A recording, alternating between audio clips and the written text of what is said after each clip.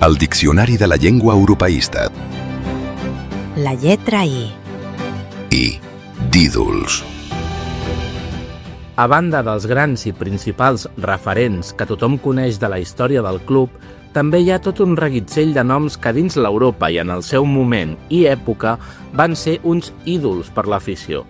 Estem parlant de Bonaventura Palaó, des de la fundació de l'Europa fins a finals de la dècada de 1910, Mauricio i Serra, dècada dels anys 20, de Prius, en la difícil dècada dels 30, Rosselló i Guerrero durant la postguerra, Àngel Martínez Sotapals a la dècada dels anys 50, Duró, Boada i Tomàs en els platejats anys 60, Pep Rovira a la dècada dels 70, Capella i Ventura als anys 80 i 90 o Àlex Delmas ja al segle XXI, per citar-ne només alguns.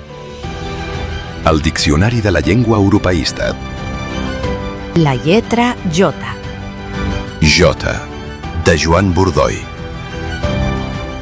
Joan Bordoi va néixer a Mallorca el 1898, però de ben petit es va traslladar a Barcelona.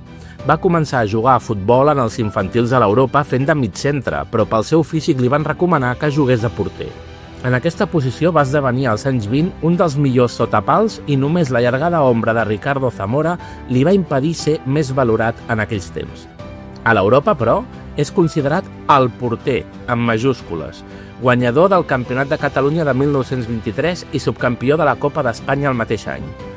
Finalment, va fer d'entrenador de l'Europa les temporades 29-30 i 30-31 a la primera divisió. L'Europa té molts protagonistes i moments importants en la seva centenària història. Podeu descobrir altres noms propis de l'europeisme al lloc web del grup d'història Ramon Vergés. Connecteu amb ghb.cat.